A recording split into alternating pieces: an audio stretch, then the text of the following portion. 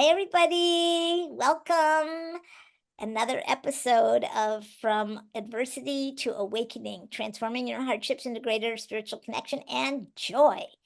I am your happy host, Peggy O'Neill, and I am so happy to have my beautiful, stunning, wonderful friend here with me, Dianne Porchia, who goes by Portia. And we met, we were just discussing more than 20 years ago. So, yeah, thank you. And we met at a Sufi workshop, and we had just to show the power of workshops. We had a connection that has lasted over all these years. We see each other intermittently. We both live in the Los Angeles area, and our paths have crossed many times. So, welcome, Portia. I'm so glad that you're here. Thank you, Peggy. It was so much fun to run into you again a couple weekends ago at the Yeah. Topanga film. What was it? Topanga Days The event. Pega Days, we were there. I was there to see the band Venice, my favorite local band, Yeah, me too. and dance the day away. It was so fun under the That was it. Yeah, it was fun, fun. celebrating the beginning of summer. It was great. Yeah, so here Yeah, we are again here we are after again. many years. Thank you. Yes, and I spotted her, and I immediately could recognize that she had gone through similar transformation on the inside and the outside, and I invited her to come and speak with you guys today. So I'm going to share with you her bio. So Dianne Portia, is featured in a movie called Heal. It's a documentary from 2017. It's on Amazon and Gaia. And she is alongside Deepak Chopra, Joe Dispenza, Bruce Lipton, just the big boys, and other notable names in science, medicine, and spirituality. For her successful work with one of the many audience stage cancer clients who remains cancer free following a stage 4, is this right? Colorectal cancer, stage Yes, 4 colorectal cancer diagnosis. Yeah. in 2013. And she says, I Hmm. get to see miracles happen all the time. Since 2001, Portia Wish, Whole, which stands for Whole Integrated Self Healing, Path to Healing, Loving and Living Consciously. She's been offering private consultations, workshops, and retreats in holistic healing, personal growth, and heart soul centered communication skills to clients around the world. Makes you just want to color up right now, right? Sounds so relaxing and opening and healing. Portia works successfully with people globally from different walks of life, cultures, and spiritual beliefs that are going through major stress provoking life challenges such as divorce, death of a loved one, autoimmune, and other stress related disorders, and advanced stages of cancer. She has experience, I think, with a lot of this. Portia masterfully facilitated her clients in healing suppressed mental, emotional, toxic stress, and past trauma, releasing limiting beliefs and transforming an inner sabotage voice into an in an inner ally to support goals for health, wellness, personal and professional growth, and successful relationships.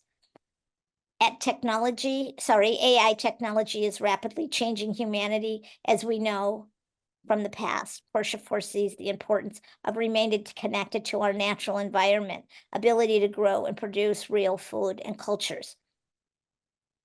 In keeping with this vision, Portia is expanding her unique wellness program. This is so amazing to include the Portia Holistic Eco Farm Sanctuary and Wildlife Sanctuary, a place for the practice, study, and education of regenerative farming, conservation, health, wellness, healing through nature, and living in right relationship to Mother Earth while creating community and collaborating with like-minded organizations. So welcome, Portia. Many of Thanks. your That was a this lot. I know that was It really is a a lot. lot. It would have been longer, and I zipped it off. But anyway, I wanted them to know about your work and your movie and your farm. Like so many ways that you've been sending your light out and doors that have been opening for you. So thank you. It's obvious that you're thriving after overcoming some serious adversity. And I'd like for you to share with our audience about that if you would. What's your story? Oh gosh, thank you for all of that, Peggy. Mhm. And there's, life is full of challenges, also known as opportunities, as we know, right? Yeah. Can I interlude And can I interlude for a second? I just read this great book by Glennon Doyle, called Love Warrior. Have you read it? I don't, it's really fantastic. It's really a great treatise on the importance of dealing with what's going on inside. And she goes through from addiction to awakening in the book, and it's very well written. mhm, Anyway, she's at the therapist, and the therapist is like, "Well, don't you want to look at this as an opportunity?" She says, "Oh, just one AFOG," and she said, "AFGO." She says, "Just one more AFGO, you mean?" And she's like, "What's AFGO?" And she's like, "One more effing growth opportunities." Yeah, an F in growth opportunity. That's an F go. So I thought that was hilarious. yeah, Anyway, yes, challenges, yeah, opportunities. yeah. And I look at all of what life has to gift us and those opportunities as just that. And even though we can't see the gift in it at the moment that we're going through it, it feels like maybe our world is caving in on us.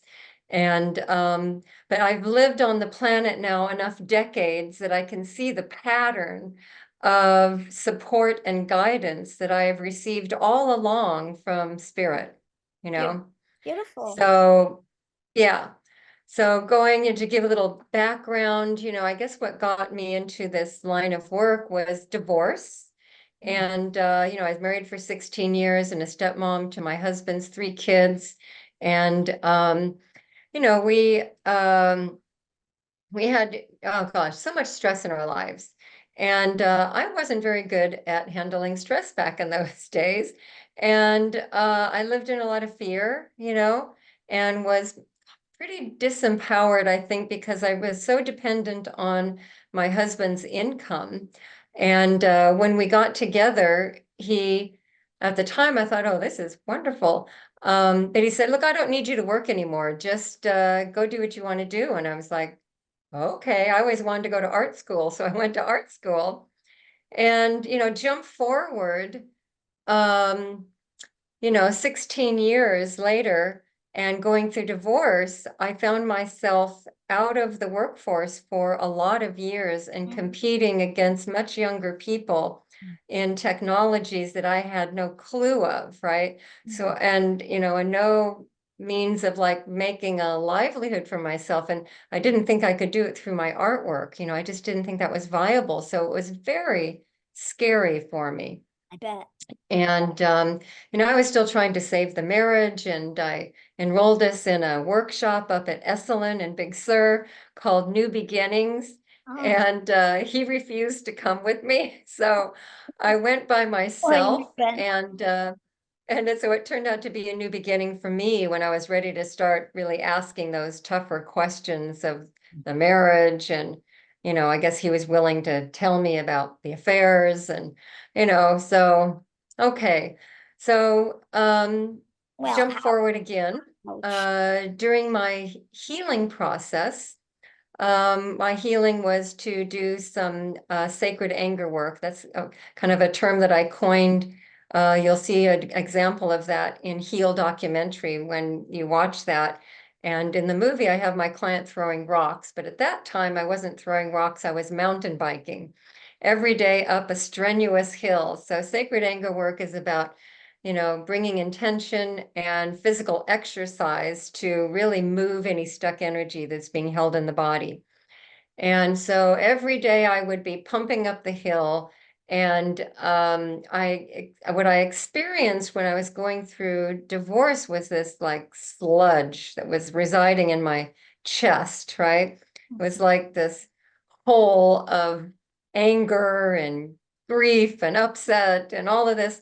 And I knew that if it stayed residing in my body for any length of time, that it would just eat me up inside and make me sick. And I love myself too much to do that.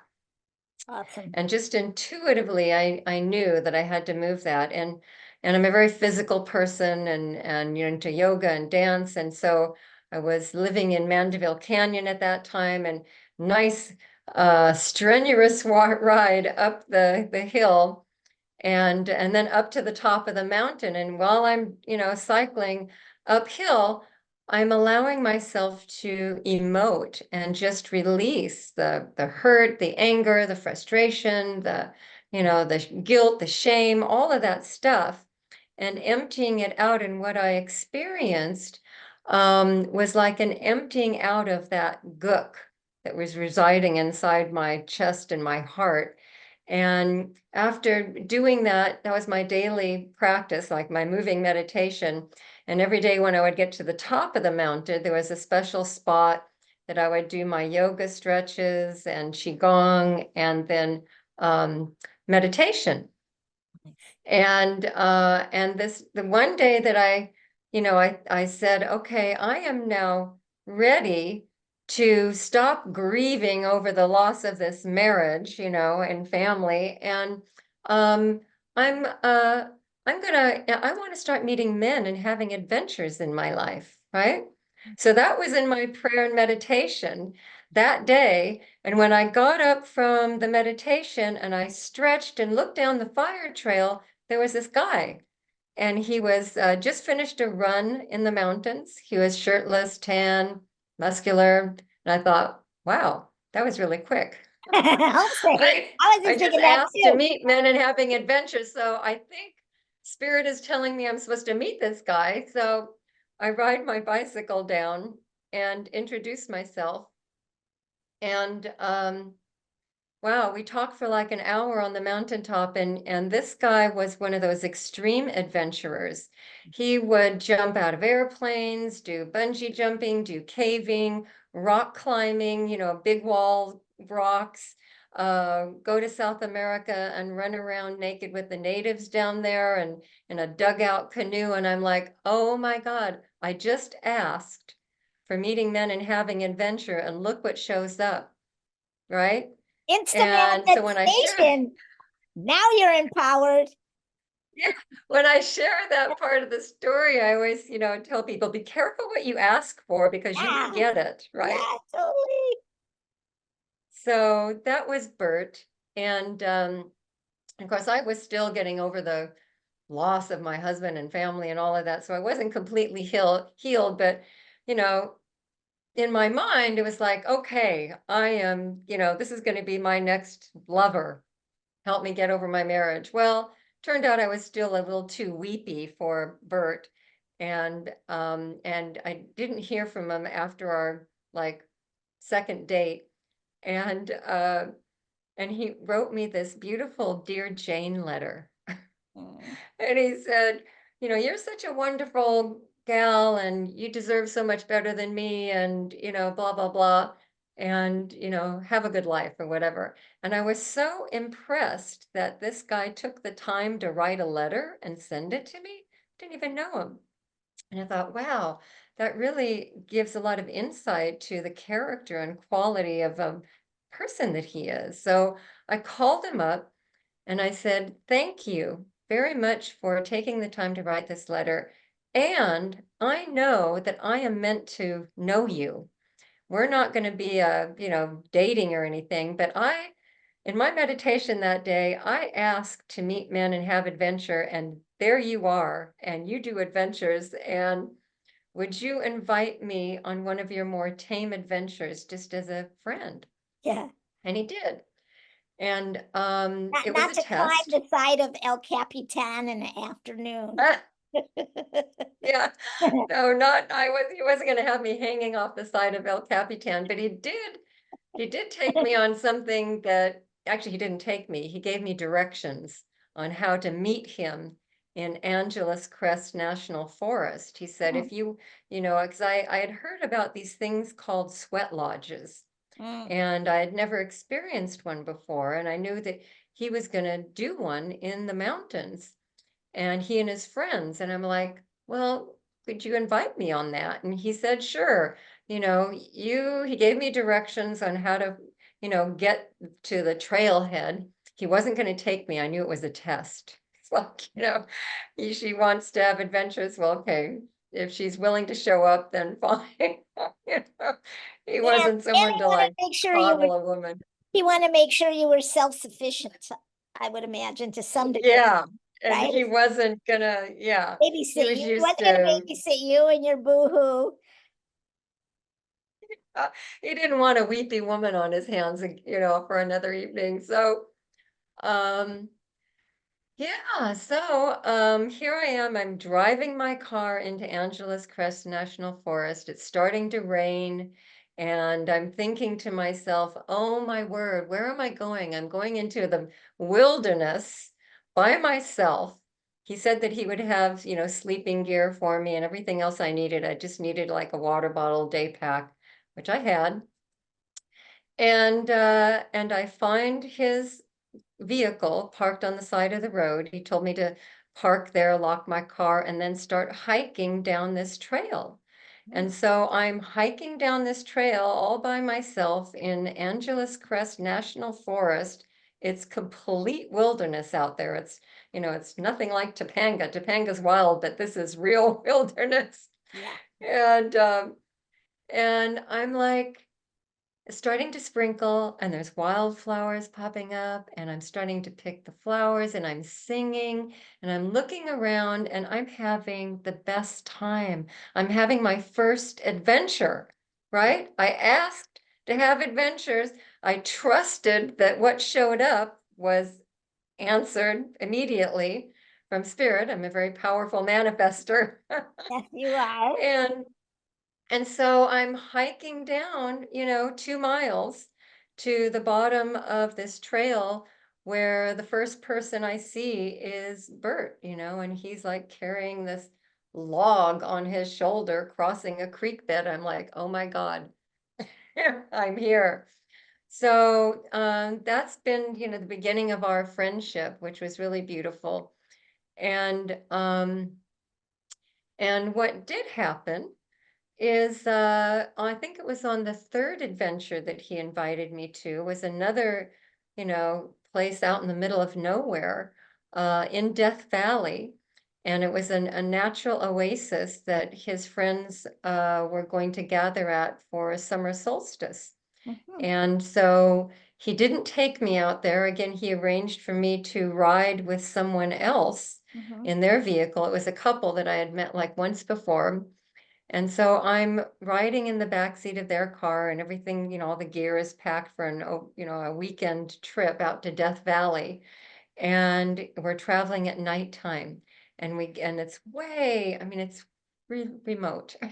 We, get off road and we have to travel another like 2 hours on a dirt road in Whoa. darkness in Whoa. Death Valley. And I'm thinking to myself, oh my God, I could like be murdered and never heard or seen from again. And But I'm trusting, right? you're Because courageous. You're very courageous. I'm courageous and I'm also know that I'm guided, I just Mhm. like Trusting. I asked for adventures Mhm, and to meet men and have adventures that showed up immediately.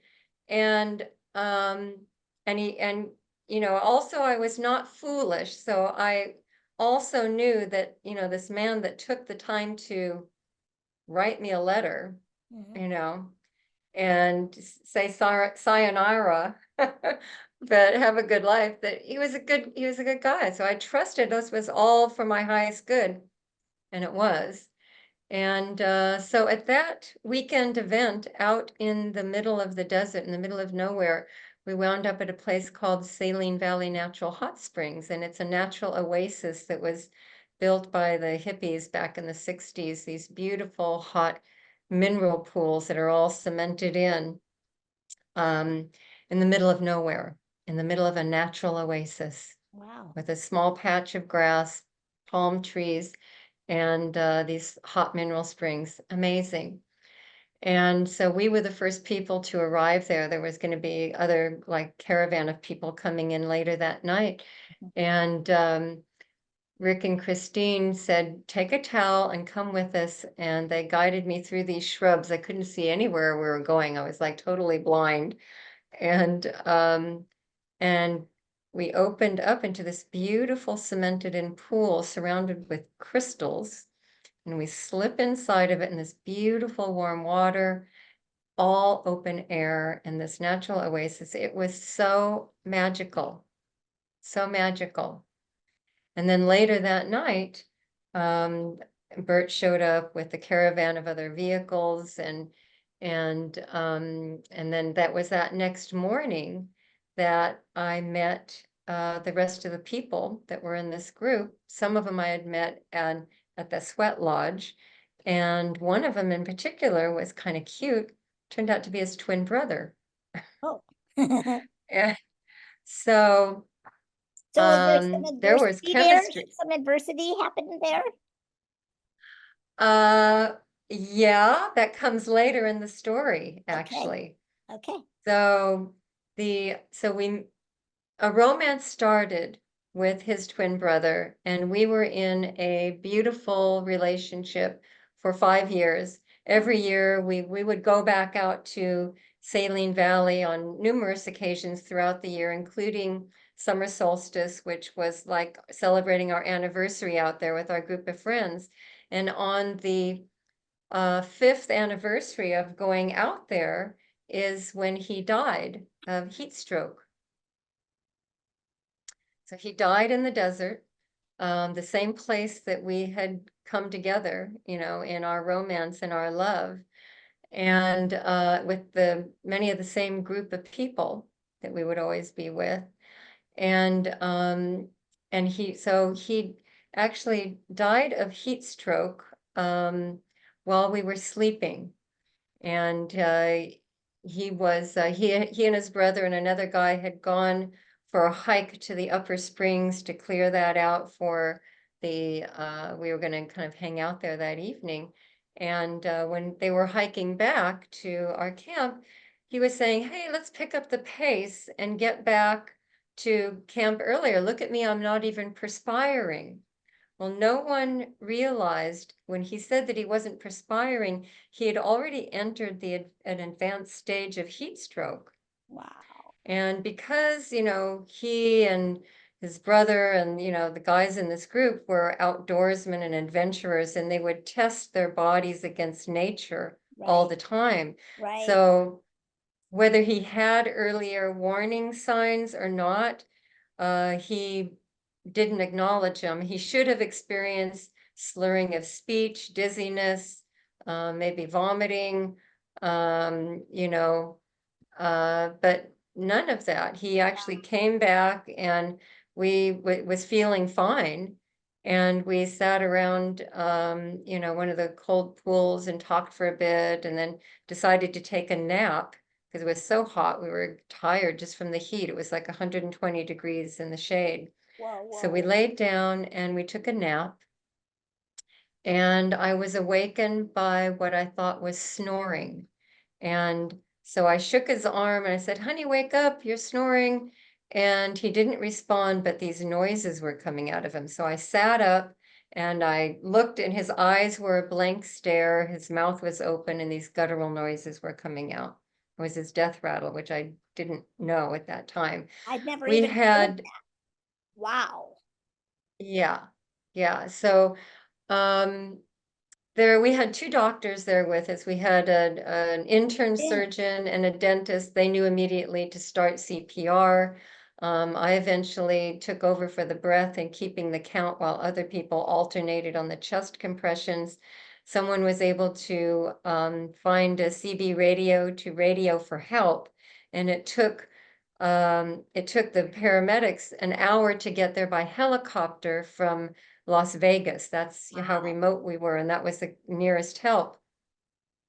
So anyway, when it was very interesting, because while I'm giving him CPR, giving him the breath, I remember, you know, Bert saying, "Hey, let Dianne give him the breath. If anyone's going to bring him back, it's going to be her breath," you know. And so I had an out-of-body experience where I was above this scene, like a bird's eye view, looking down at myself and looking at myself, you know, giving the breath, keeping the count, looking at everybody else.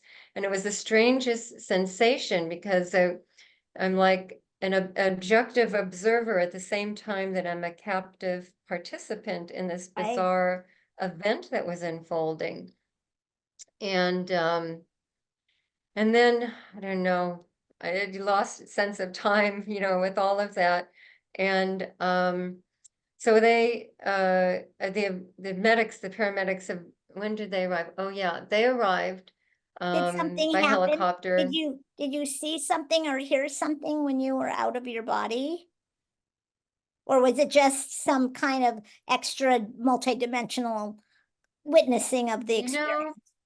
I was sharing this story. It's so interesting because I think the day before we met, or actually the day after we met at Topanga Days, Yeah. last weekend or whenever Uh-huh. it was, I was sharing this same story with some other people, and one of the people there was a death doula, or is a death doula, Uh-huh. and so I was telling her about my out of body experience and how I was in two places at the same time. And she said, "Oh, you had a shared death experience." And I said, what I've is heard that. that? I've heard that. I I I've have heard of never that. heard that. Mhm.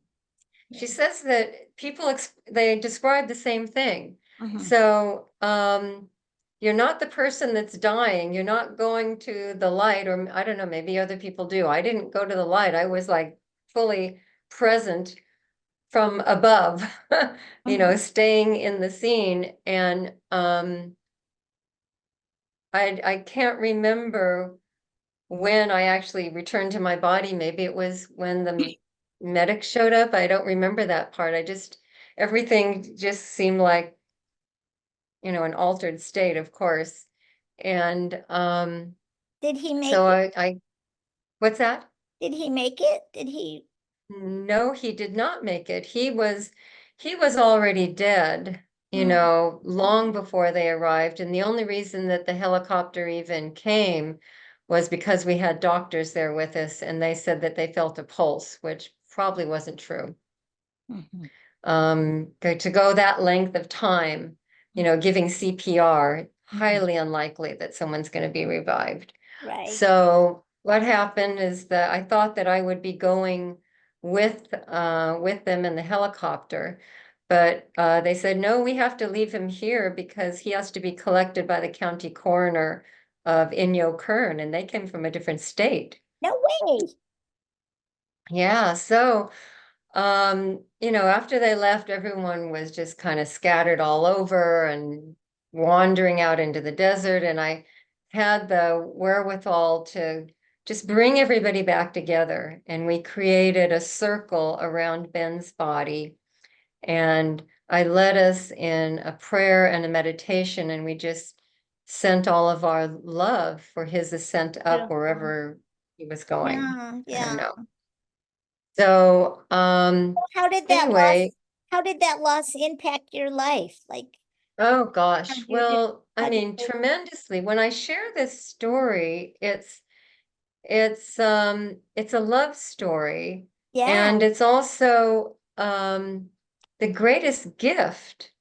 The manner in which Ben passed has taught me so much about spirit and the soul's journey, Mm. right? And it became very, very clear through that experience out in the desert, plus a multitude of other things that happened that indicated to me that we are so much more than this physical body, right? So, yeah. Did you have, it sounds like that's more like an upside. Before the upside came, was there a downside? Did you struggle with feeling alone or abandoned or grief or Um, what? What happened? Gosh, well, it's so interesting. And again, the reason why I think that this, the manner in which Ben died is a gift, because I work with so many people that are facing life-threatening illnesses, Mhm. cancers. They're all stage 4 cancer. If someone calls me and they have cancer, it's always stage 4 of some sort. And a big part of the healing process through a diagnosis like that is making peace with the possibility of death and dying, Right. you know? Yes. And so much of our human fear and angst is about dying, you know?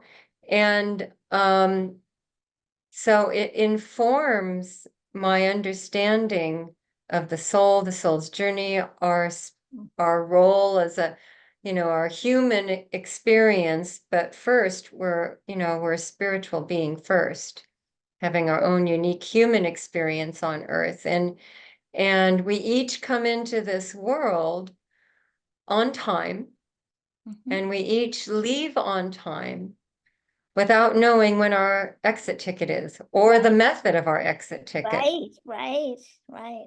So Well, it could be a sudden death, it could be long illness, it could be death at the hands of someone else, it could be old age, could be an accident. it could be an accident. Yeah. Yeah.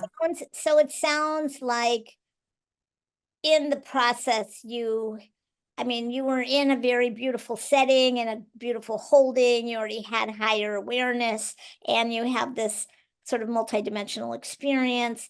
But one of the things that impresses me is that it sounds like the element of attachment was already Mhm. worked out inside of you. That you could celebrate this lover, this person who was your intimate partner, and when they decided to their body went somewhere else or their body was no longer functioning and died, that you were able to sustain connections with yourself, sustain a sense of I inner think peace. what It's it so is, beautiful Peggy. because so many people Mm, get like, I have to have this thing in order to be able to know who I am, to be able to function, to be able to feel happy or peaceful or not be in fear. So sounds like your divorce had helped you work through a lot of that already. And then yeah. you had those So resources. the key word that you said is fear, right? Yeah, So fear. when I was going through divorce, there Yeah. was a lot of fear. There was Mm, a lot of fear and worry and anxiety about how am I going to support myself? What am I going to do alone? How am I, a middle-aged woman going to find work? How am I going to find another relationship? All of these things that were really so scary, yeah. so scary. And my world was falling apart. And so the the fear is what separates us from our connection to our loving and our divine, Mm, soul of who we really are. yeah. It's the fear that gets in the way. And Yeah. it's the fear that gets in the way when we're facing a serious illness, you Yes. know? Yes. And with Ben, he died at the height of our loving. Mm, And so there wasn't the fear involved with that. There was the grief and the sadness, mhm, mhm. but not the fear. Right. And what was interesting about the grieving process too. So after, we left there, the next day and Bert, his twin brother, came home with me to the new house. We had just moved into this new little house together, Mhm, and it was a beautiful, like cute little cottage, 1906 craftsman cottage house in Mar Vista. And we had moved in 10 days prior and worked like dogs to get everything unpacked, and everything would be just perfect. So mhm. when we came home from this camping trip, everything would be done. And I came home alone instead. Wow. So I didn't know where everything was. Bert was there unpacking the truck. I was inside, figuring out where stuff was, and I would run across a photograph or something of Ben's, and I would take it out to Bert, and we'd cry, Mm, it's like, gosh, our sweetheart is gone. mm. He's just like not gonna, we're not gonna see him again. Right. And I made one phone call, and that phone call was to a girlfriend, and she put the word out to our group of friends, and in an hour's time, the house was filled with friends that brought their sleeping bags, they brought groceries, and people stayed with us for a full week, Wow. which was so beautiful. Different people came and went, and it was such a beautiful time, and we all grieved together. Mm. And we laughed together. It was Yeah. very interesting. And we had ceremony together. Beautiful. And Community, so community. yeah, community, and it wasn't just the loss that Ben or that Bert and I felt, but it was also the loss of, that everyone felt, because we were a very, Yeah. close-knit group of friends. And so what was interesting about my grieving process is that it didn't happen till maybe 6 months later. I don't know, because the house was filled with so much love Mhm. that there wasn't room for the grief. Right, like a big cushion that you could I lay know, your it was head on. like, Yeah, you it didn't was have to. amazing. Yeah. It was amazing that it just, it has happened so organically and naturally. And yeah, so and then when the grieving would settle in, grieving is different for everyone. And everyone has their own unique process. And um, so I would find myself, at friends' houses and having some beautiful laughter and heart-opening experience. And then all of a sudden I'd start crying because Mhm. I would miss, not sharing that with Yeah. Ben. Yeah. And so that's like the ebb and flow of the grieving process, and what I help some people go through, if their loved one dies. So, Mhm. I'm so blessed to have had that experience Yes, you with are. Ben. And that's why I say it's a gift, because I have so much to share and to teach about loving, about loss, about the grieving process, about trusting, Yes. right? Trusting that everything continues to unfold for the highest good of all concerned. So beautiful, Portia. And I didn't stop you a long time ago when you mentioned the identical twin that, it's like one thing leads to another. Like you met the guy, he was like, looked really good, seemed really good, was on the same, like was going to take you on these big adventures, but he wasn't it. But guess what? His identical brother, his twin brother was. So There's a correction, because they weren't identical twins. yeah, yeah, I They inserted that. were fraternal twins, so they looked different, and let's see, they had differences in their makeup. Of course. But Yeah. so great that the fulfillment of your desire was really only a millimeter away. It's like, Again, all that whole story, right, I Peggy, is know. divinely guided, right? Yes, and just I trust. And had I that love is that you didn't get the letter and go, okay, he's not into me, boo hoo. And next, right, that you right. really trusted and was like, let's continue. We'll have our relationship be under this form. And if you're good with it, let's go. And he did it. Yeah, And I yeah, mean, and then it led to yeah, a phenomenal love experience and yeah, this experience then of losing the beloved. And now you're a death doula. You're a person who can help people going through the process or whose loved ones have gone through the process and so much more. So beautiful. yeah. Yeah. So what's beautiful about that story too is everything that you said, and that um I can see when I look back at all, like while I was going through it, I didn't necessarily have that perspective, but No. while I'm going through it, or looking back at it, I can see how everything had to line up in perfect timing and order for me to be here now speaking with you about this topic, And and right? not only that, but to be doing all those amazing things that you're doing, right? Like, yes, we're here, but also the difficulties helped you to blossom into this incredible light that is shining in the world, that's showing people out, helping people come out of darkness, whether it's around death or around their difficult situations or whatever it is, or Mhm. poor health or whatever. So I'm so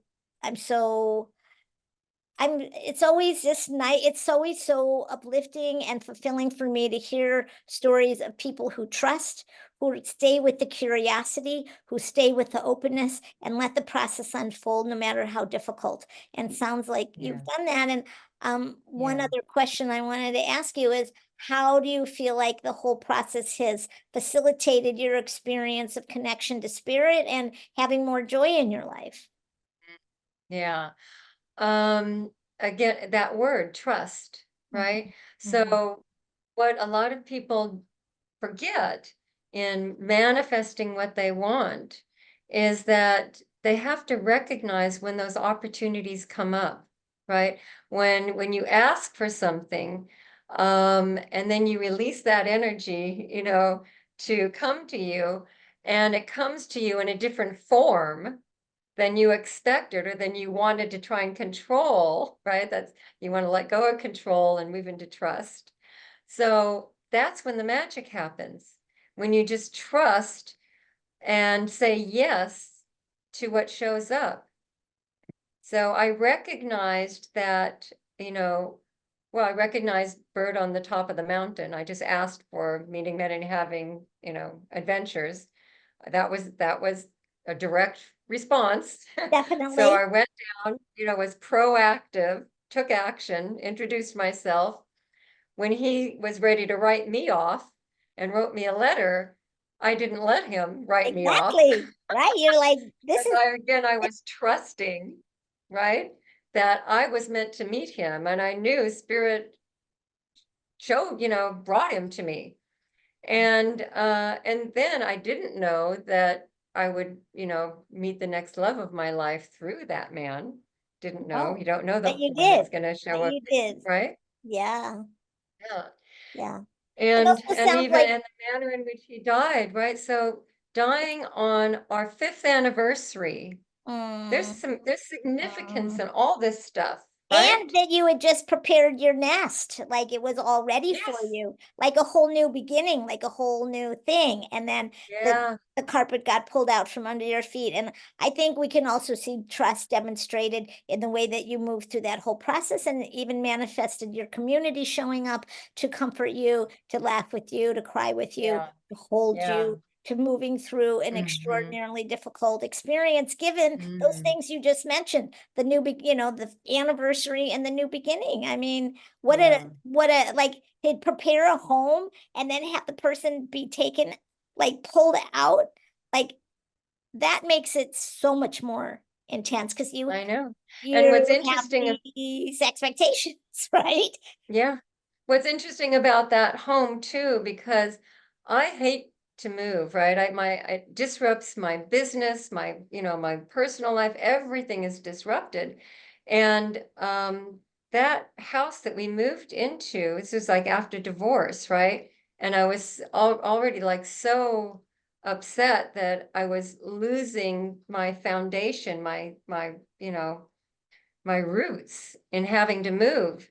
And I searched and searched and couldn't find anyone that would give me a long-term lease, because part of going through divorce, I had to file a bankruptcy, Oh my goodness. right? Hmm. So there's a bankruptcy, A and big all. adversity, a very big adversity. Yeah. So, trying to find a landlord that would accept me as a tenant with a bankruptcy on Yeah, my yeah, history yeah, was an impossibility. yeah, And this one house that we found, because I was living in Mandeville, Canada, I always wanted to stay living close to nature, right? of And course. the idea of having to move to the city in Mar Yeah, Vista was like, oh, that was like the worst thing that could happen, but that's the only thing that I could find. And yeah. they would only give me a 1-year lease. That was it. Mm. So I knew it was temporary. And that 1 year was the amount of time that I needed. I realize now that was also divinely orchestrated because that was my transition house. Yes, yes. Beautiful, beautiful. So you've shared so many beautiful things with us, and you've shown us the power of trust, the power of love, the power of following your guidance, the power of community, the power of divine gifts, courage, and tenacity for sure. So these are all things that I think any of us can apply to our current challenges, to our future challenges, past challenges. And I wanted to ask you, Portia, how, if people are wanting to have work with you, see more about you, watch the movie, whatever, could you share a little bit about how they can connect with you again? Yeah, yeah. Thank you for asking, Peggy. Yeah, So the prerequisite for working with me is to watch Heal documentaries. So I I was want just gonna people say you have to watch me to star in the movie. yeah, yeah. So I want them to understand and have Yeah. buy-in to the concepts of mind body medicine, Yes, right? If yes, that's not where their head is at, and then I can't really help them and my work can't be effective. So that's number one. And Heal documentary does a beautiful job of, kind of describing all of that. And there's some yeah. wonderful experts in it that is great. So that's the prerequisite. They can contact me. My email address is my first name, Dianne, spelled Dianne, at Portia's Wish, and that's P as in Paul, ORCHIA, S as in Sam, and then wish, WISH.com. Can also go to my website, which is portiaswish.com. And then my office manager will, arrange to have a meeting. So all of my sessions now are remote on Zoom these Mhm. days since the pandemic. And Right. if people want to work with me in person, they can come to one of my workshops or retreats that I offer generally a couple times a year. However, I'm not doing any this year. My focus right now is the holistic eco farm and wildlife sanctuary that I'm creating up in Oregon. As I see it as an expansion of my wellness practice, right? And you described that. So it's a place for the study, practice, and education of regenerative farming, conservation of the 5 ecosystems that are on this beautiful 46-acre property, and Wow. human health and wellness through nature and living in right relationship with Mother Earth, because nature always plays a really big part in the healing process. Yes. And going back to the trauma and healing from trauma, we had a huge ice storm that hit Oregon in January, Hmm. and it really devastated our oak savanna. We have a beautiful oak savanna with uh, majestic oak trees that are 150, 300 years old, Wow. Wow. and 2 of them literally split in half, Whoa. and one of them completely was uprooted entirely. So it was a lot of devastation. And when I came up here, following the ice storm and looked at that, and I was so upset. It's like, oh my God, our beautiful Mm. oaks are ruined. And I was, contemplating that and realizing that half of the tree is still standing and the other half is down and it's wounded. You can see this big scar, and how it's such a metaphor and symbolic of the Just thinking. wounds of war and veterans. And so as I progress with this eco farm, my another goal and vision is to open up the property to veterans as a healing spot, and I can see beautiful sweat lodges and healing ceremonies and different things happening underneath these beautiful oak trees that symbolize, you know, thriving and living, even though you have these wounds and scars from war. Beautiful. Very, So, very beautiful. So do yeah, so if you, anyone is listening to this and they have connections to mm, veterans organizations or something like that, I'm looking for those type of contacts. that sounds good. I might have a resource for you. I have a close friend in Portland. and he's well connected. He's a Right. resiliency teacher. And anyway, Oh, tell me about your gift. I think you have a gift to offer the group yes, I am giving a or gift away. our So listeners, our listeners. yes. So a free gift to Peggy's listeners. And you decide how you do that, but it's one hour long Zoom session with me. You know, and that's the free gift that I'm giving away. So I'd Great. love to work with someone that's a follower of yours and understands and embraces this whole mind, body, heart, soul medicine and healing. Yeah, yeah. So that's good to recognize that that's or identify that that would be something that would help the work to be on the same page with that. So how we'll work it logistically is if you guys want to, we're going to have a drawing because she's going to give one session. So I thought what we could do would maybe I'll leave it. I wasn't going to do 1 week, but I'll do 2 weeks. We're going to post this on July 3rd, and then plus 14 would be 17. So from the 3rd to the 14th of July, if you want to have a session, write me an email at yopeggy@aol.com and in the subject line say Portia's session. And then I will take all of your names and addresses. I'll put them on a piece of paper. I'll give them each, maybe little stickies or something, and I will put them in a hat and we'll have a drawing. And if you are the winner, I will write you back and let you know and connect you with Portia so you guys can set up a time. So Okay, that's great. what I think That's the great. And that easiest. will be valid through the end of the year. So Okay, great. Okay, good. So anyway, thank you so much, Portia, for your amazing storytelling, your stellar presence, and the joy that is exuding out of you is, I think, a testimony of what happened and the clarity and the peace and the wisdom.